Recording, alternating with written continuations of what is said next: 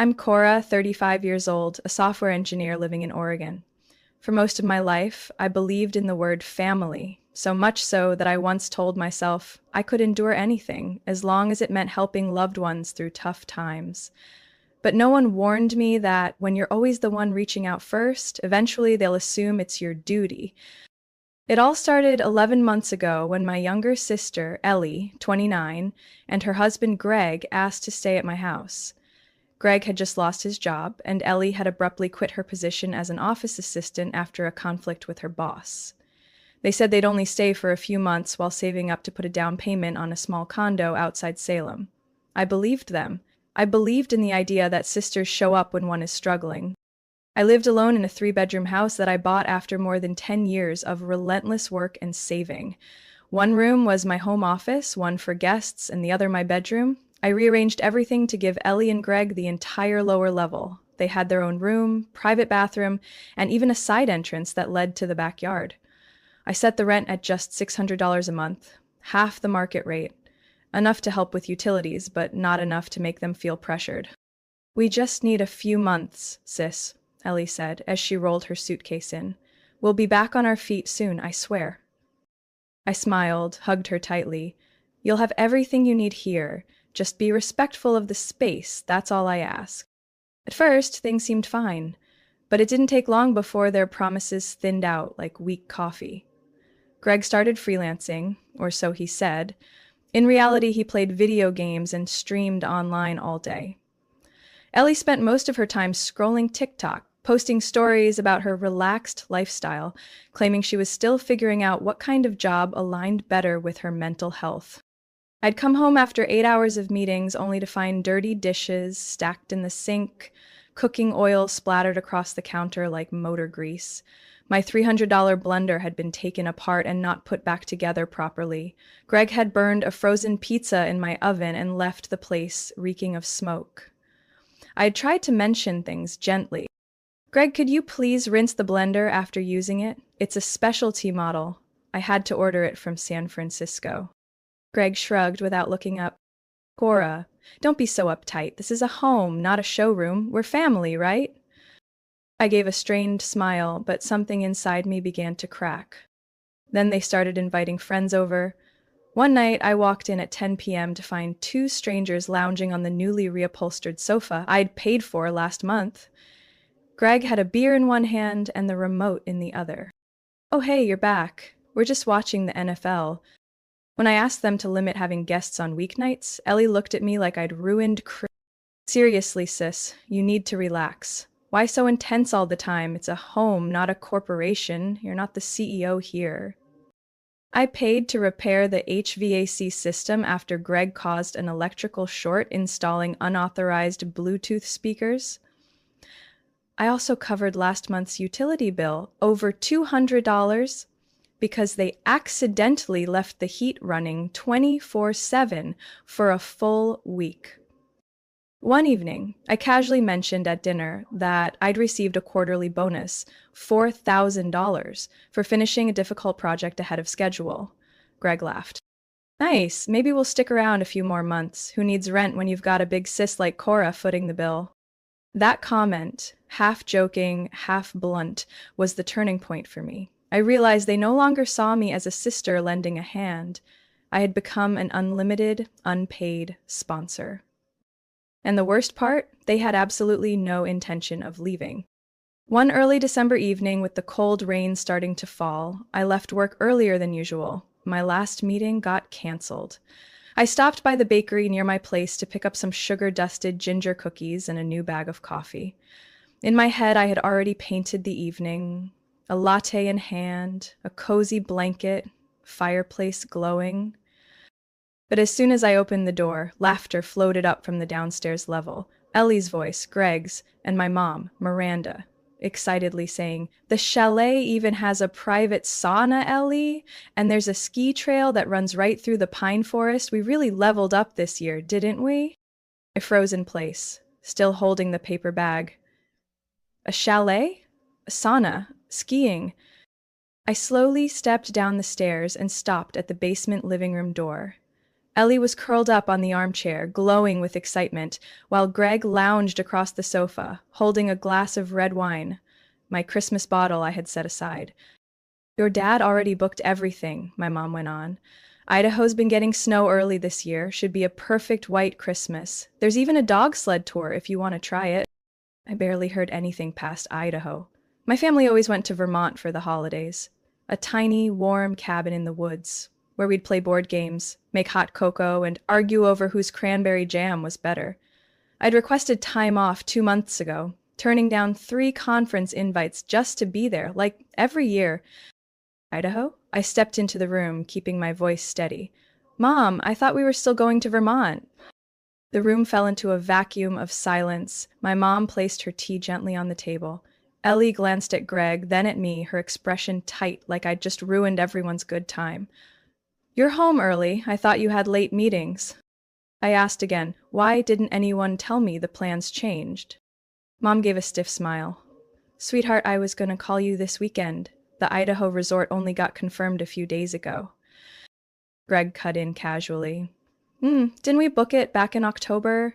I remember 'cause Ellie and I chose the room with a lake view. The cold outside felt like it had seeped through my bones. I turned to Ellie. So, everyone knew. Except me? She shrugged, feigning innocence. You're always busy with deadlines. I thought you'd be glad to just relax for once.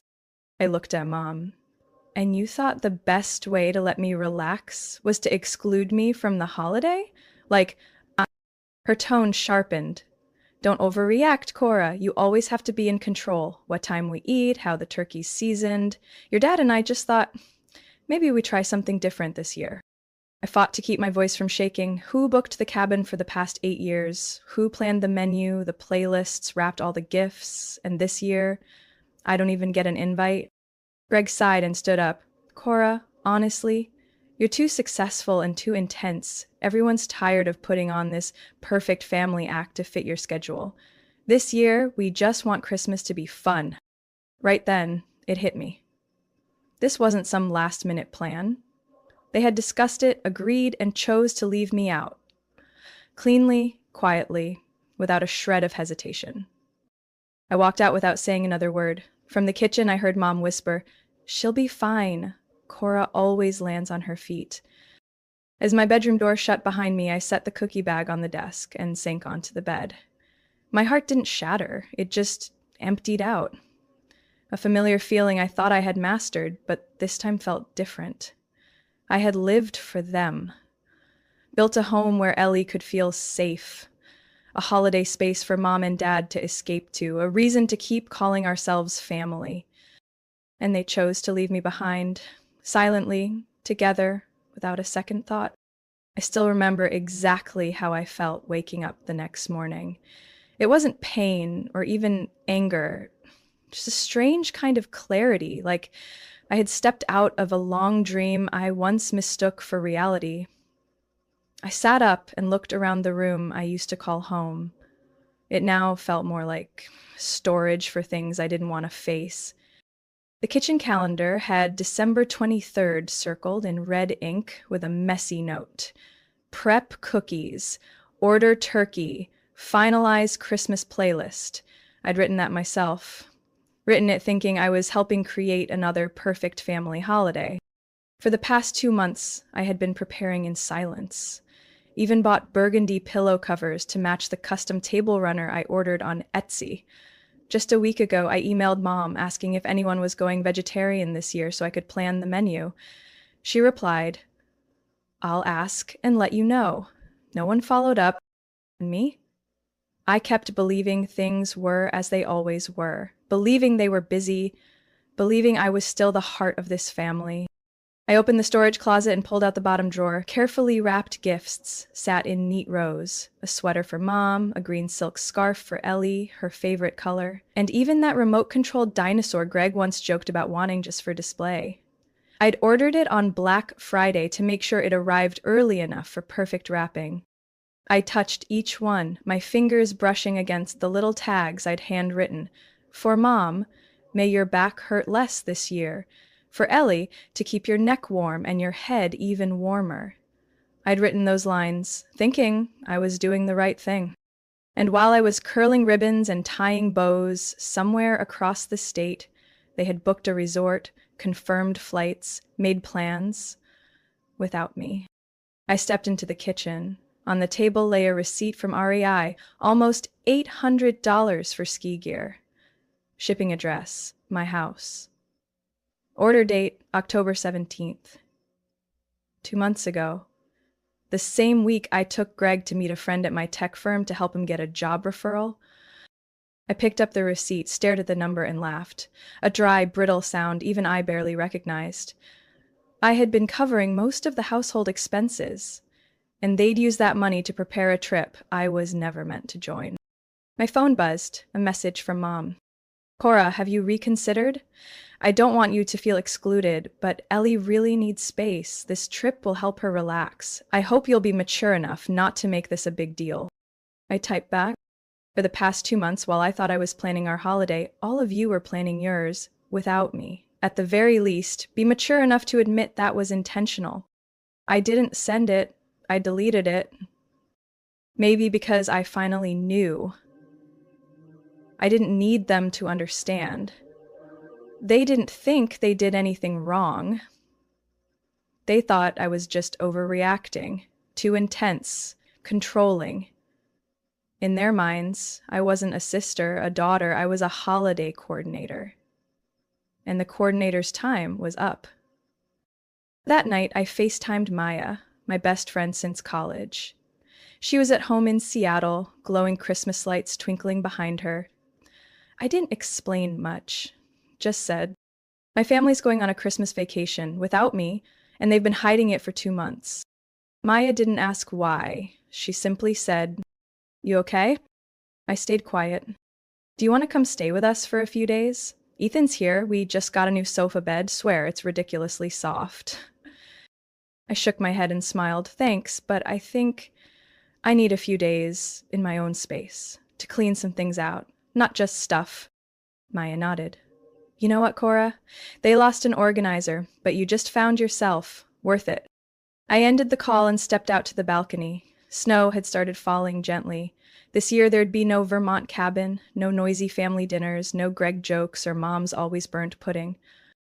But I knew this Christmas would be the first I spent not for them, but for me. 2 days after my conversation with Maya, just when I thought things were clear enough for my family to quietly finish planning their Kora-free getaway, they took a step none of us saw coming. It was Saturday night. I had just wrapped up a late online meeting with a European client. The clock on my screen read 9:14 p.m. I left my desk and hadn't even changed out of my hoodie when I heard laughter echoing downstairs. I frowned. My first thought was that Greg had invited friends over for beers again without telling me, but when I came down the stairs and turned the corner into the living room, I froze. The room was packed. Twinkle lights wrapped around the windows, and a 7-foot fake tree stood lit in the corner. Silver and gold ornaments reflected candlelight across the space.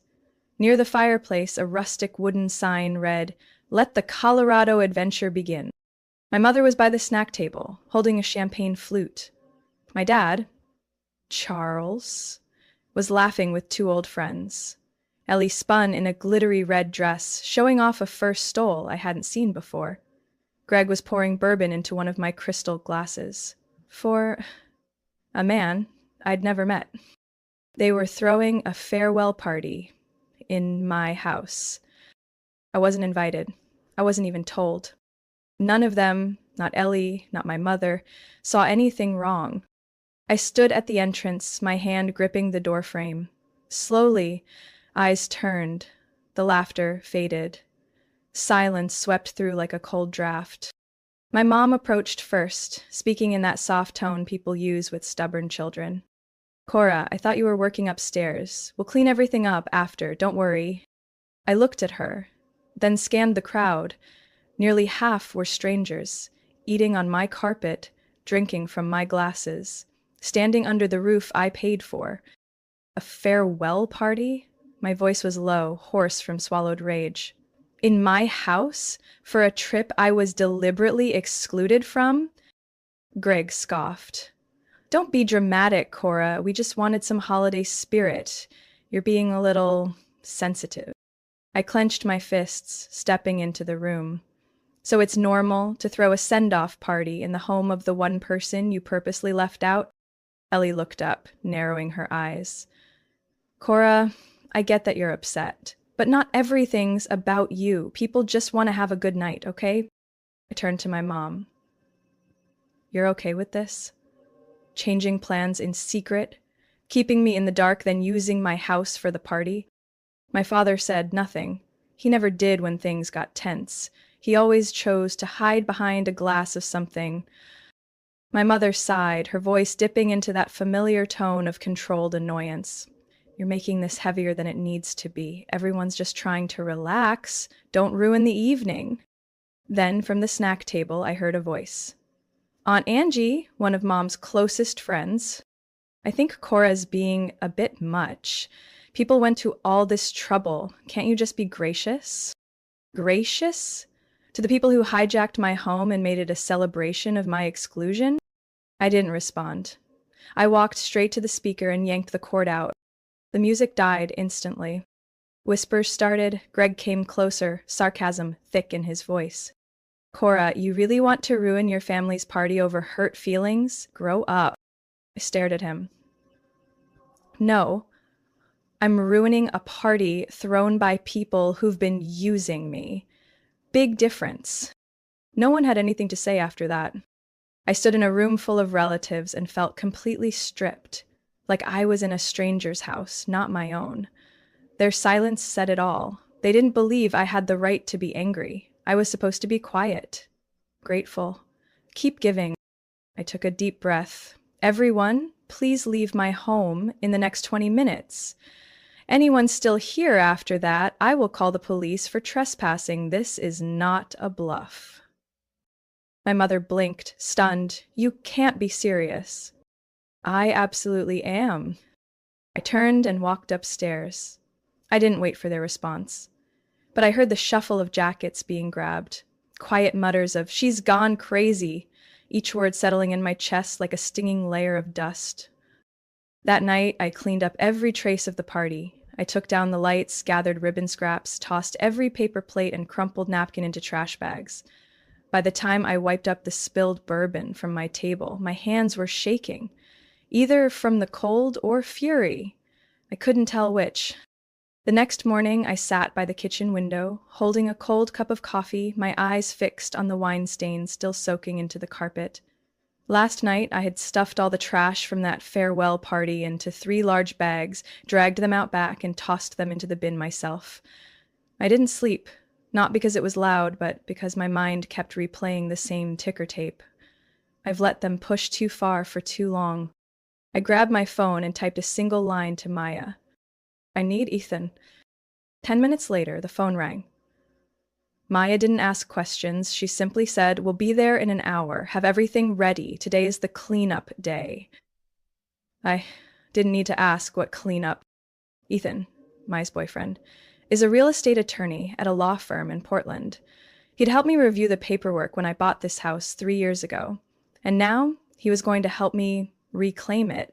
By the time they arrived, I had printed copies of my mortgage statements, utility bills in my name, and even scattered messages Ellie had sent me when she first moved in. Lines like, "You're a lifesaver. I promise this is just for a few months. Now, useful as evidence." Ethan reviewed everything and nodded. There is no formal lease, so Ellie and Greg are considered month-to-month tenants. Cora, you have every right to issue a notice to vacate. Under Oregon law, all it takes is 30 days' notice. What about changing the locks? I asked. Ethan exchanged a look with Maya before replying.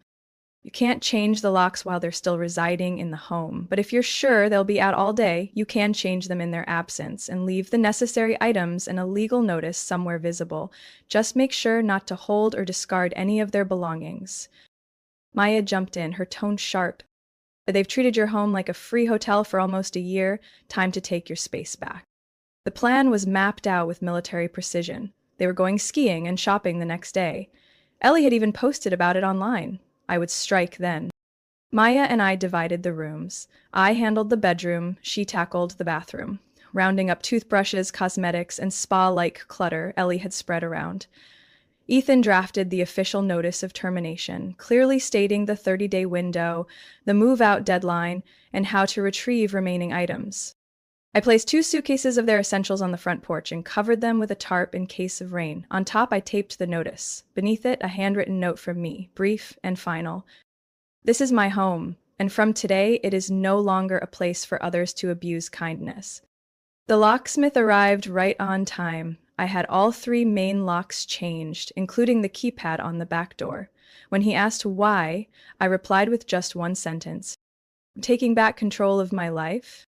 As soon as the new locks clicked into place, my phone started buzzing, non-stop. Ellie was calling. I didn't answer. Greg texted, "Have you gone crazy? We left for a few hours and you pulled this crap?" I replied with a photo of the notice and suitcases on the porch. 5 minutes later, my mom called. "Kora, what kind of nonsense is this? Ellie's pregnant. Do you even care?"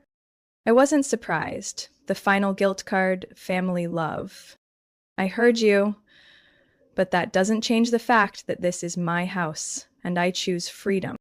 I hung up. Maya handed me a cup of hot tea, her eyes soft, but not pitying. You just did what a lot of people don't dare to. Say enough.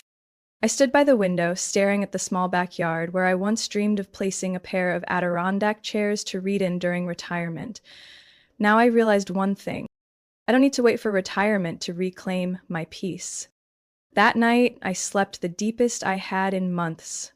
No flip-flop dragging, no Greg's phone blasting music, no burnt popcorn from Ellie forgetting the microwave. Just me and silence. I had just wrapped up an online meeting when my phone started buzzing non-stop. 13 missed calls, 5 unread messages, and a stream of Facebook notifications, a platform I rarely checked. The first message was from Grace, my maternal cousin. I can't believe what Ellie just posted. What's going on? People are saying you kicked your pregnant sister out during Christmas. I opened the app, my heart pounding. On Ellie's profile was a long post accompanied by a photo of her standing in front of my house. Fake tears in her eyes, hands clutching her belly. The bolded caption read, "When your sister changes the locks and kicks you out during the holidays while you're pregnant." Below were over 300 comments, mostly from mutual friends, distant relatives, and longtime family acquaintances, all sharing the same sentiment. I can't believe Kora could be so heartless. Family is supposed to protect, not punish. She's always thought she was better than everyone. Now she's showing her true colors. I scrolled through the comments, feeling like I was being ripped apart. From the sister who raised her, I had just been redefined as a selfish, cold-hearted monster. Pregnant? No. Ellie had never said a word. Not during any of our arguments, not at the party, not while packing her things. She made it up. Greg had posted 2. His was shorter, but no less toxic. Kicked out without warning. The world should know the truth behind her successful sister mask. Attached was a photo of the notice I taped on the door, conveniently cropped to hide the header and the 30-day timeline. Viewers only saw. Has terminated occupancy effective today. As if I had thrown them out instantly into the snowstorm. I shook with anger. But what choked me more was when my mother, Miranda, shared both posts and added a short caption. We didn't raise our daughter to be like this. A bullet straight to the heart. No call, no text to ask what happened. Just a public alliance with a fabricated story, publicly shaming me to protect the daughter who leached off her sister, then betrayed her in every way. Maya called right after, her voice urgent. Kora, I saw everything. You are not to respond online, got it? No reacting, no posting. The calmer you stay, the less they can twist. But I can't let them paint me as a monster, I choked out. You don't have to argue publicly to prove you're decent. The people who care will come to you. Social media isn't a courtroom. I took a deep breath and nodded silently. An hour later, Ethan called.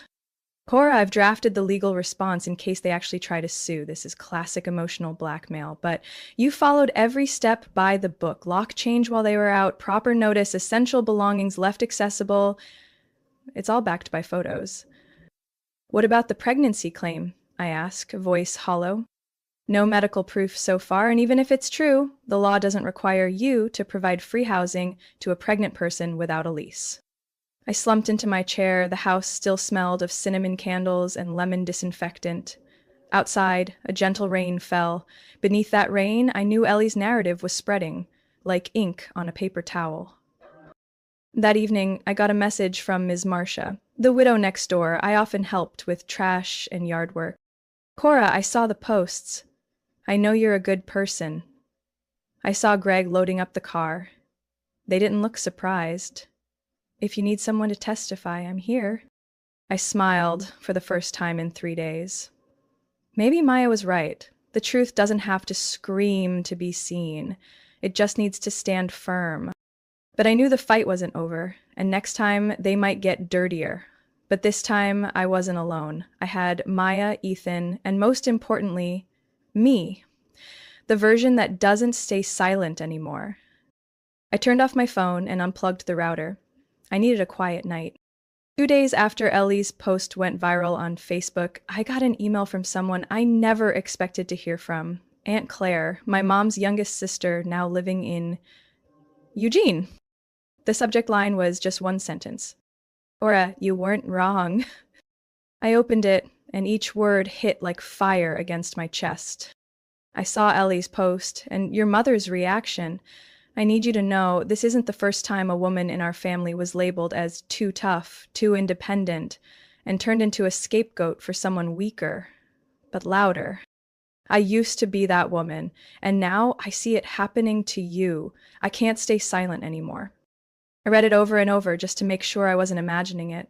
I'd never been close to Aunt Claire. She lived far away, rarely came to family gatherings, usually just sent Thanksgiving cards. But now, these words touched something deep inside me, something even Maya couldn't quite reach, a shared memory of injustice passed down through generations of women.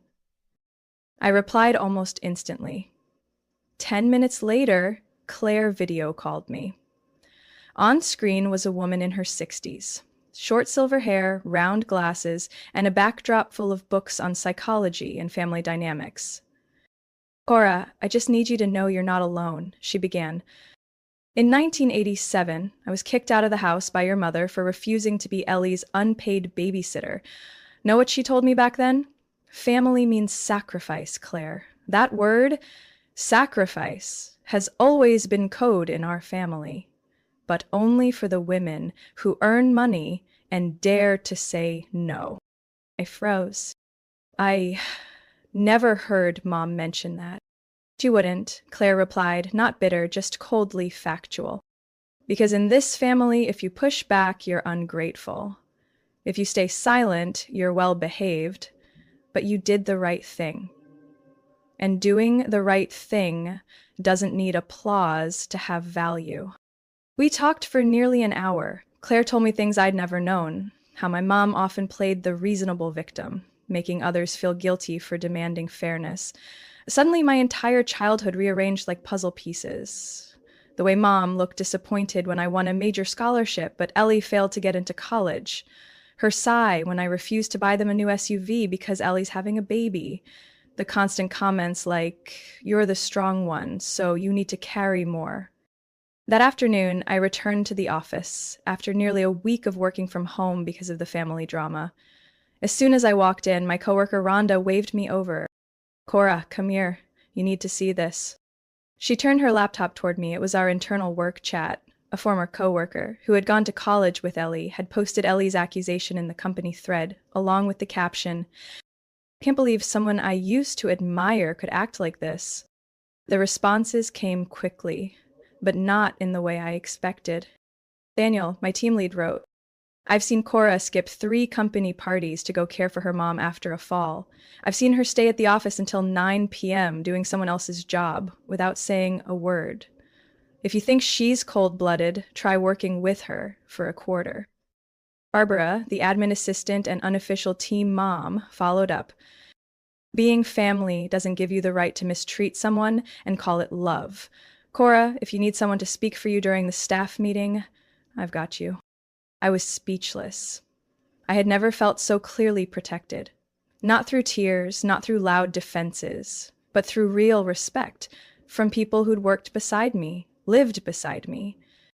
That same afternoon, I received a bouquet delivered to my desk. No sender name, just a small card. Everyone deserves boundaries. Thank you for teaching me that. From someone who used to think you were too rigid. It was from Grace, my cousin, who had initially believed the twisted version of the story online. I smiled and placed the bouquet on my desk. In my mind, I could still hear Aunt Claire's voice. Not everyone is ready to face the broken systems they were born into, but once they do, they'll never be the same again. December 24th. Light snow dusted the porch roof. I stood by the kitchen window, hands wrapped around a mug of hot cocoa, feeling oddly at peace. This was my first Christmas in nearly 15 years not cooking for a family gathering. No stressing over planning, no last-minute run for matching napkins, no wondering if my mother would sigh again that my dish lacked traditional flavor. I had ordered a small pecan pie from my favorite bakery. Maya had sent over a box of handmade chocolates, along with a handwritten card. This is the first year you chose yourself, and the first time I've seen you truly free. I had decided not to go home to my parents, not to reply to my mom's forced-sounding Merry Christmas text, not to listen to the usual half-hearted apologies like people make mistakes when they're too emotional. I wasn't emotional anymore. I was clear. A week earlier, Ellie had messaged me. A long paragraph, opening with, "You hurt me deeply, but I still hope one day we can be sisters again." I didn't respond. I didn't delete it either. I left it there, as a reminder. Forgiveness does not mean surrendering your boundaries. On Christmas afternoon, I wore a green sweater with silver lace trim, rewrapped 2 presents for Maya and Ethan, a cashmere scarf and a set of gold-edged notebooks. I drove to their home in the southern suburbs where their small house always glowed with warm lights and the scent of cookies floated down the block. Ethan opened the door, holding a tray of cookies. "Cora's here. We need someone who can tell real cinnamon from nutmeg." I laughed. "You just insulted the palate of someone who once made a 3-layer egg mousse for a family bigger than a football team." Maya hugged me from behind. "No one deserves the seat by the tree more than you this year. In that house, I wasn't the head chef, the planner, or the one holding together everyone's emotions. I was just Kora. And that was enough." Dinner was simple: garlic butter roast chicken, mashed potatoes, pumpkin pie, and barley salad. No one fought over the chicken skin. No one said dessert wasn't sweet enough. No one whispered behind my back when I got up for more water. There was just soft jazz, warm conversation, and eyes that saw me without judgment. When I got home, I saw an envelope in the mailbox from Ethan's law office. It was a copy of the formal response they'd sent to Greg's side after their legal threats. I left it on the kitchen counter beside a scented candle. I didn't feel scared anymore. Not angry, either. Just light. Light like finally dropping a too heavy backpack after a long journey I never understood why I kept carrying. Late that night, I played instrumental music and hung up the ornament Aunt Claire had given me, my first piece in a new collection I had decided to start, Symbols of Choice. I knew life wouldn't magically become easy just because I set boundaries. Ellie might still play the victim, my mother might remain silent, or worse, keep curating the version of the story she wants people to believe. But I was no longer part of that story. I was no longer the silent sacrificer. I didn't owe anyone an explanation for choosing to protect myself. I was the one redrawing the lines, the one who stood in a house once filled with laughter but empty of love. The one who changed the locks, not to shut people out, but to hold on to myself. Tomorrow, I'll finally rearrange my office, turn it into the creative space I've been putting off. I ordered a new wooden desk, wall mount shelves, and a canvas painting I did last year, a bird soaring against a gray sky. free and unbothered by direction. Maybe that's the image I'll carry into the new year. And if one day Ellie truly wants to rebuild our relationship, she'll have to walk through a door opened by respect, not guilt. As for me, I won't be waiting. I'm busy living my own life for the first time, not following anyone else's script. Kora's story is a powerful reminder that kindness should never be treated as an obligation, and sacrifice doesn't mean giving without limits. In real life, far too many people, especially women, are expected to endure for the sake of family. But when compassion is exploited, setting boundaries isn't selfish, it's self-preservation. Because sometimes finding real peace means choosing yourself, even if it means walking away from those who share your blood. What do you think about Kora's decision? Was she being too harsh, or was she simply protecting herself? Share your thoughts in the comments, and don't forget to subscribe for more heartfelt stories about family, boundaries, and self-worth.